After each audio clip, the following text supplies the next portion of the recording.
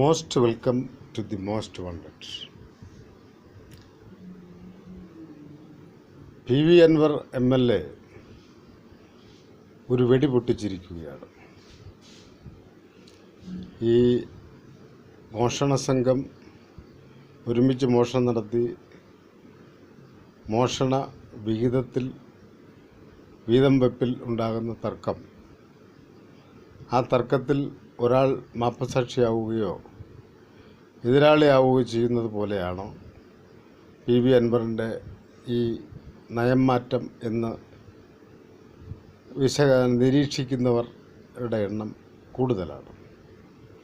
അത് സ്വാഭാവികമാണ്. ഇത്രയും നാൾ അദ്ദേഹം എടുത്തിട്ടുള്ള നിലപാടുകളിൽ അദ്ദേഹത്തിൻ്റെ മാത്രം താല്പര്യങ്ങൾ സംരക്ഷിക്കുന്ന തരത്തിലുള്ള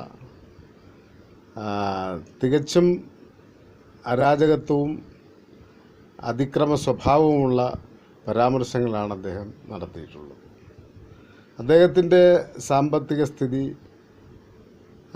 അത് നിലനിർത്തുന്നതിന് വേണ്ടിയുള്ള തരത്തിലുള്ള സമീപനങ്ങളും നിലപാടുകളുമാണ് അദ്ദേഹം ഇതിനു മുമ്പ് സ്വീകരിച്ചിട്ടുള്ളതെന്ന് അറിയാം. എന്നാൽ വളരെ പെട്ടെന്നാണെങ്കിലും മലപ്പുറം SP-യുടെ കാണാൻ അദ്ദേഹം ക്യാമ്പ് ഓഫീസിലേക്ക് ചെല്ലുന്നു. സ്വാഭാവികമായും ഒരു MLA ചെന്നാൽ ക്യാമ്പ് ഓഫീസ് എന്ന് പറയുന്നത് ആ SP-യുടെ വീടാണ്. അവിടെ ന്യായമായും പ്രവേശനം ലഭിക്കേണ്ട ഒരാളാണ് MLA. പക്ഷേ അവിടെ ശശിധരൻ എന്ന് പറയുന്ന SP അദ്ദേഹത്തിന് പ്രവേശന അനുമതി നിഷേധിച്ചു. അഥവാ ഗേറ്റിൽ നിൽക്കുന്ന പോലീസുകാരോട് അദ്ദേഹത്തെ കയറ്റിവിടണ്ട എന്ന് പറഞ്ഞു. അങ്ങനെ കയറ്റിവിടാതിരിക്കുന്നതിനൊരു കാരണമുണ്ടായി. പോലീസ് അസോസിയേഷൻ്റെ മലപ്പുറം ജില്ലാ സമ്മേളനം ഉദ്ഘാടനം ചെയ്യേണ്ടത് PV അൻവറാണ്. അതിൽ മുഖ്യപ്രഭാഷണം നടത്തേണ്ട ആൾ ജില്ലാ പോലീസ് മേധാവിയായ ശശിധരനാണ്. ശശിധരൻ ഉദ്ഘാടകനേക്കാൾ വളരെ സമയം കഴിഞ്ഞിട്ടാണ്, ഉദ്ഘാടനം എത്തിയിട്ടും വളരെയേറെ സമയം കഴിഞ്ഞിട്ടാണ് ശശിധരൻ SP എത്തുന്നത്. ഇത് ഒരു പ്രകടമായ കലിപ്പിന് കാരണമായി എന്നുള്ളതാണ് യാഥാർത്ഥ്യം. മാത്രമല്ല, ഈ കലിപ്പ് ആ വേദിയിൽ വെച്ച് തന്നെ SP-യെ ഇരുത്തിക്കൊണ്ട് തന്നെ അദ്ദേഹം പ്രകടിപ്പിക്കുകയും ചെയ്തു എന്നുള്ളത് ഒരു അതിക്രമം തന്നെയായിരുന്നു. അതിനുശേഷമാണ് ക്യാമ്പ് ഓഫീസിലേക്ക് വന്ന് കാണാനും അവിടെ മരം മുറിച്ചിരിക്കുന്നതിൻ്റെ മുറിച്ച കുറ്റി കാണാനും വന്നതാണെന്നും പറഞ്ഞുകൊണ്ട് വന്നത്. സ്വാഭാവികമായിട്ടും ഒരു ഉദ്യോഗസ്ഥൻ ക്യാമ്പ് ഓഫീസായതുകൊണ്ട് പ്രവേശനാനുമതി നിഷേധിക്കാം. പക്ഷേ SP ഓഫീസാണെങ്കിൽ നിഷേധിക്കാൻ കഴിയില്ലായിരുന്നു. ഇത് അൻവറിന് അവിടെ ഒരു അബദ്ധം പറ്റി ക്യാമ്പ് ഓഫീസിലേക്ക് ചെന്നു എന്നുള്ളതാണ്. കാരണം ക്യാമ്പ് ഓഫീസിനടുത്തുള്ള മരങ്ങളാണ് മുറിച്ചു മാറ്റിയത്. അത് മുറിച്ചു മാറ്റിയതാര്, അതെവിടെ കൊണ്ടുപോയി, അതെന്ത് ചെയ്തു എന്നുള്ളതൊക്കെ വേറെ ഒരു കാര്യം. അതിലേക്ക് നമുക്കിപ്പോൾ ദീർഘമായി പോകാനും കഴിയില്ല, പോകേണ്ട ആവശ്യവുമില്ല.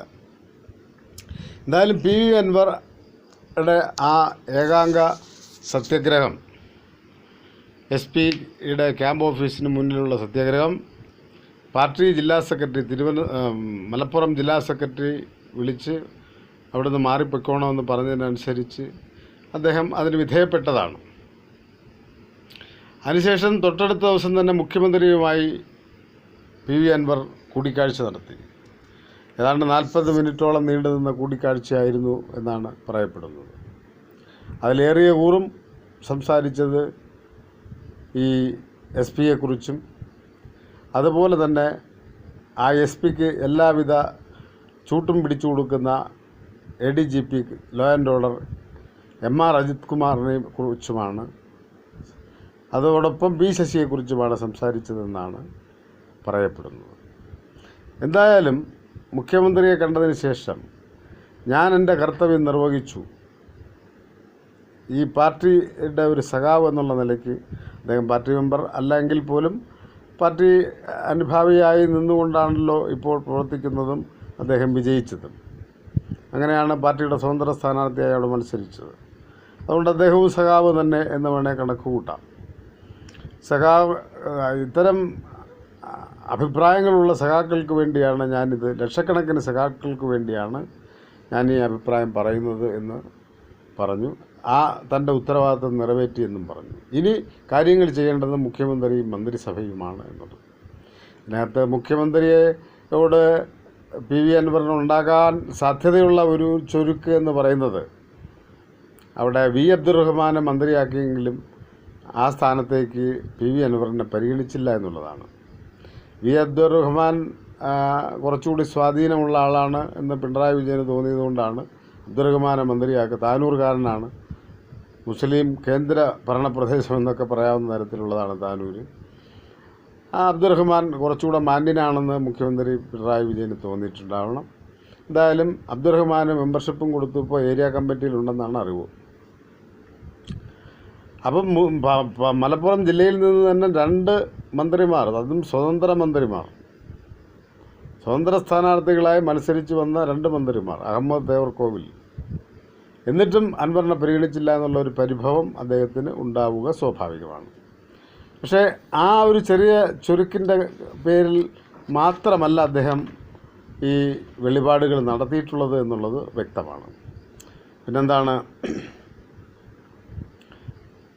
പിന്നെ അൻവറിൻ്റെ ലക്ഷ്യം, അൻവറിനെ കൊണ്ട് ഇതാരെങ്കിലും പറയിപ്പിച്ചതാണോ എന്നുള്ള ഒരു ലക്ഷ്യം, ഒരു നിരീക്ഷണം, ചില ആലോചനകൾ, ചില സംശയങ്ങൾ പുറത്ത് ഇങ്ങനെ പറഞ്ഞു കേൾക്കുന്നുണ്ട്.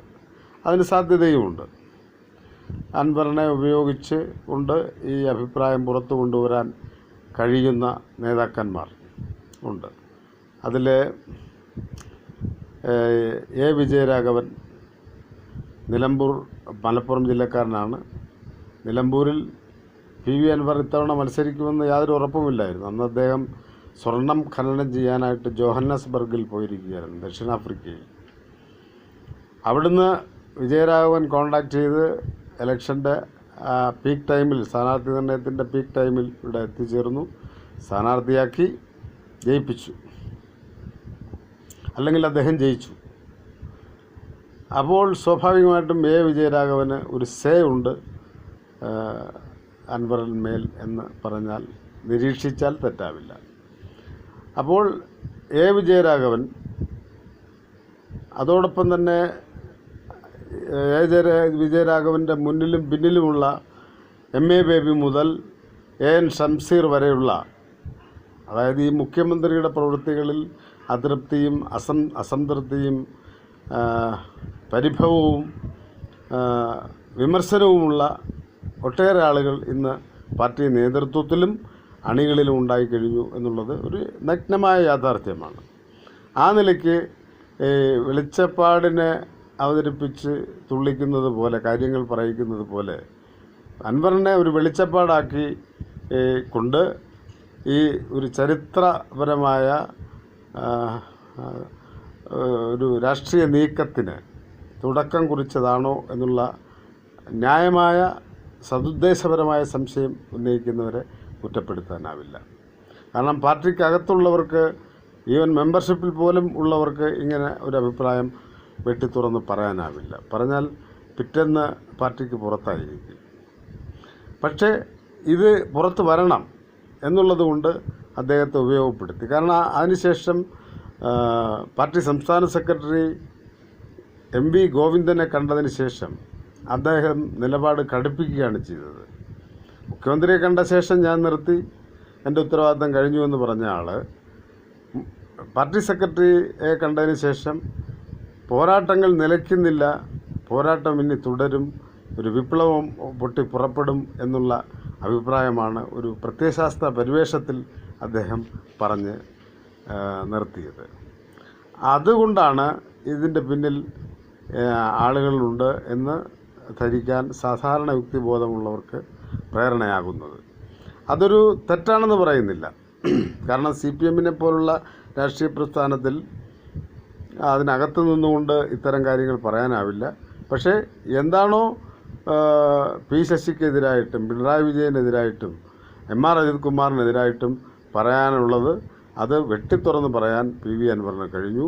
അത് തീർച്ചയായിട്ടും രാഷ്ട്രീയമായി എടുത്താൽ പിണറായി വിജയൻ്റെ കരണത്തടിയാണ് നടത്തിയിരിക്കുന്നത്. പിണറായി വിജയനെ ഉടുതുണി ഉരിഞ്ഞ് നഗ്നനാക്കി തിരുവനന്തപുരം സെക്രട്ടേറിയറ്റിൻ്റെ മുമ്പിൽ മുഖ്യമന്ത്രിയുടെ ഓഫീസിന് മുന്നിൽ നഗ്നനാക്കി നിർത്തുന്നതിന് തുല്യമാണ്. അങ്ങനെ വന്നപ്പോൾ പാർട്ടി സമ്മേളനം തുടങ്ങിക്കഴിഞ്ഞു. ഈ വിഷയങ്ങൾ തീർച്ചയായിട്ടും പാർട്ടി സമ്മേളനത്തിൽ ചർച്ചയാകും. അത്രയേ അൻവറും ഉദ്ദേശിച്ച് കാണുള്ളൂ. അൻവറിനെ കൊണ്ട് അഥവാ ഇതാരെങ്കിലും പറയിച്ചതാണെങ്കിൽ അവരും ഉദ്ദേശിച്ച് കാണും. ഇനി അൻവറിൻ്റെ ആവശ്യമില്ല. പാർട്ടി സഖാക്കൾ, ബ്രാഞ്ചിലെ സഖാക്കൾ, അതൊരു ഏരിയ കമ്മിറ്റി ലെവൽ വരെ പോകും. പിന്നെ ജില്ലാ സമ്മേളനം മുതലാണ് ഈ പിന്നെ മുൻകൂട്ടി തീരുമാനിച്ച കാര്യങ്ങൾ മാത്രം പറയുന്ന, പഠിപ്പിച്ചു വച്ചിരിക്കുന്ന, ഛർദ്ദിക്കുന്ന ചർച്ചകൾ വരുള്ളൂ. ഏരിയ സമ്മേളനം വരെ സാധാരണക്കാരൻ്റെ വികാരം ചർച്ചകളിൽ ഉയർന്നു വരാനാണ് സാധ്യത.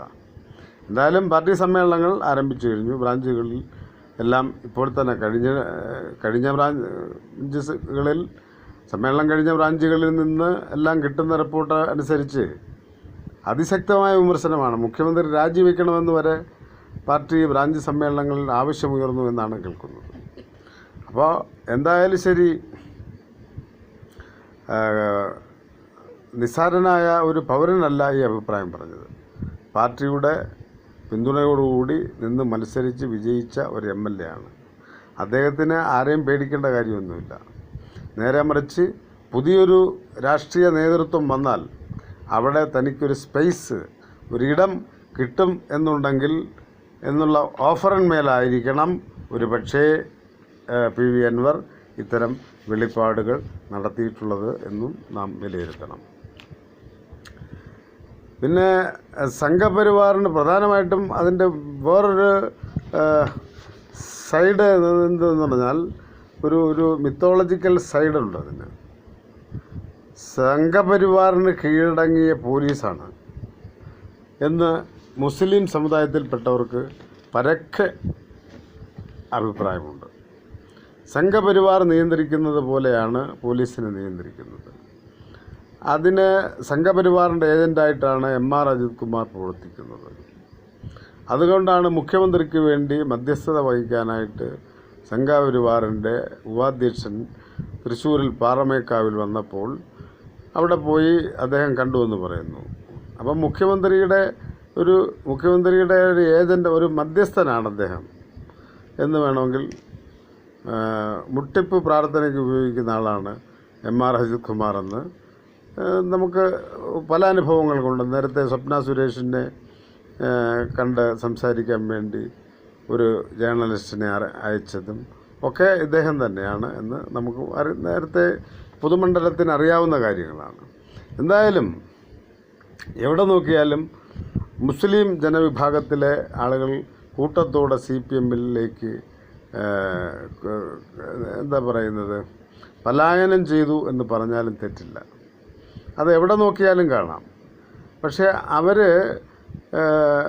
ഈ പാർട്ടി എങ്ങനെ പ്രവർത്തിക്കുന്നു, എങ്ങനെ പോകുന്നു എന്നുള്ളത് സസൂക്ഷ്മം രഹസ്യമായി നിരീക്ഷിക്കുന്നവരുമാണ് എന്നുള്ളത് എൻ്റെ ശ്രദ്ധയിലും പെട്ടിട്ടുള്ളതാണ്.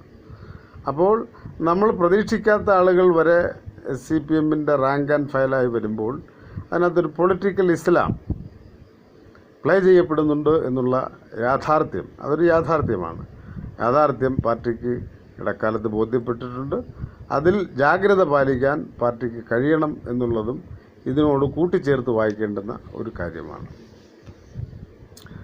അപ്പോൾ ഇപ്പോൾ അൻവറിന് ധൈര്യം കൊടുത്ത് നിൽക്കുന്നത് ആരാണെന്ന് ചോദിച്ചാൽ രണ്ടാം തലമുറയിൽപ്പെട്ട എല്ലാ നേതാക്കന്മാർക്കും ഇതിനോട് യോജിപ്പായിരിക്കും. അൻവർ ഇത്തവണ പറഞ്ഞ കാര്യത്തോട് യോജിപ്പായിരിക്കും ഉണ്ടാവുക. കഴിഞ്ഞ നിയമസഭാ തെരഞ്ഞെടുപ്പിൽ ഞാൻ നേരത്തെ പറഞ്ഞ പോലെ അൻവറിനെ നാട്ടിലെത്തിച്ച് മത്സരിപ്പിച്ച് വിജയിപ്പിച്ചതൊക്കെ വിജയരാഘവനാണ്. വിജയരാഘവൻ പാർട്ടി സംസ്ഥാന ആക്ടിംഗ് സെക്രട്ടറിയായിട്ട് പ്രവർത്തിച്ചപ്പോൾ പിണറായി വിജയന് അനുസൃതമായി ആജ്ഞാനുവർത്തിയായി പ്രവർത്തിച്ചില്ല എന്നുള്ള അമർഷം കൊണ്ടാണ് ഉടനെ MV ഗോവിന്ദനെ പൂർണ്ണ ചുമതലയുള്ള സെക്രട്ടറിയാക്കി കൊണ്ടുവന്നത്. അതുവരെ കോടിയേരി തുറന്ന് പറയുകയും ചെയ്തു പുതിയൊരാളിനെ എടുക്കണം എന്ന് പറഞ്ഞു.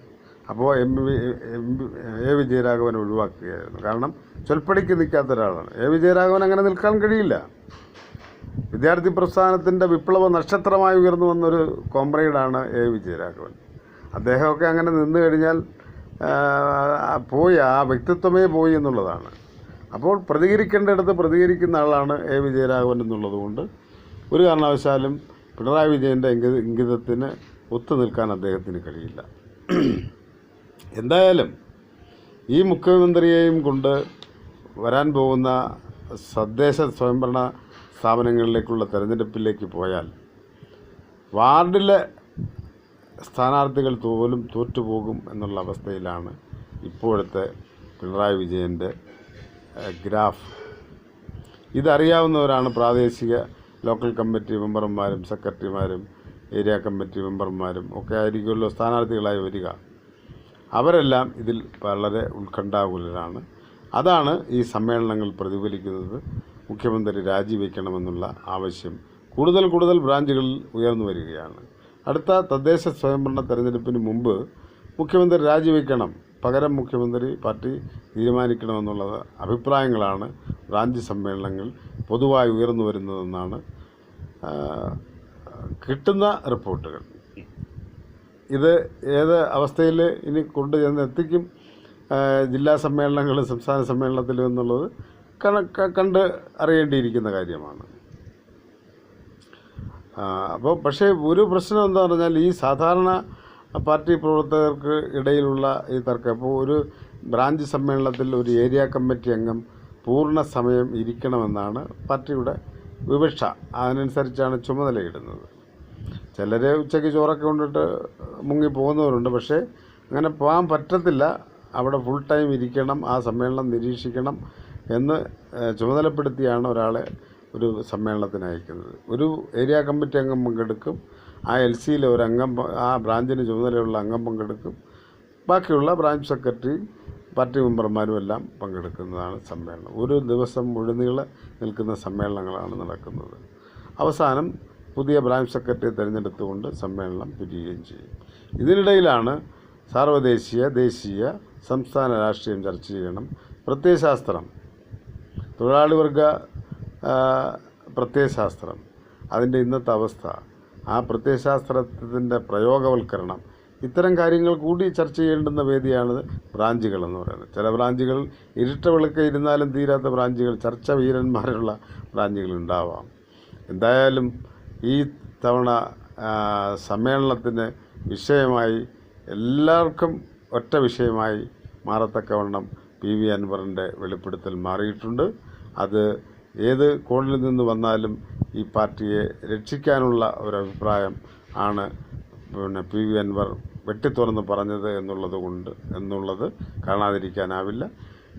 എന്നുള്ളതുകൊണ്ട് PV അൻവർ പരമശുദ്ധനും പരമപുണ്യാളനുമാണെന്ന് ഞാൻ പറയുന്നില്ല. പക്ഷേ അദ്ദേഹവും ഈ അവസരം ഉപയോഗിക്കുന്നു. അദ്ദേഹത്തെ ഈ അവസരം ഉപയോഗിച്ചുകൊണ്ട് ഈ അവസരം മുതലാക്കാൻ പിണറായിക്ക് എതിർഭാഗത്ത് നിൽക്കുന്ന എല്ലാ ലക്ഷക്കണക്കിന് പാർട്ടി മെമ്പർമാർ ആഗ്രഹിക്കുന്നു എന്നുള്ളതാണ് സത്യം. ഈ സത്യത്തിൻ്റെ മുന്നിൽ എല്ലാവരും അർദ്ധനഗ്നരല്ല, പൂർണ്ണ നഗ്നരാക്കി കാണിക്കുന്നതാണ്, തൊലി ഉരിഞ്ഞ് കാണിക്കുന്നതാണ് പിണറായി വിജയനെയും P ശശിയെയും MR അജിത് കുമാറിനെയും എല്ലാം. അപ്പം ഈ നിലയ്ക്ക് PV അൻവർ നടത്തിയ അഭിപ്രായത്തോട് അത് കേരളത്തിലെ അദ്ദേഹം പറഞ്ഞതുപോലെ തന്നെ അത് പറയിച്ചതാണെന്നുള്ളത് തന്നെ വ്യക്തമാണ്. ലക്ഷക്കണക്കിന് പാർട്ടിക്കാർക്ക് വേണ്ടിയാണ് ഞാൻ ഈ സംസാരിക്കുന്നതെന്ന് പറഞ്ഞതുകൊണ്ട് അദ്ദേഹം പറഞ്ഞ കാര്യത്തിൽ പതിരുണ്ട് എന്ന് അഭിപ്രായപ്പെട്ടുകൊണ്ട് നിർത്തുന്നു. നന്ദി, നമസ്കാരം. Most wanted.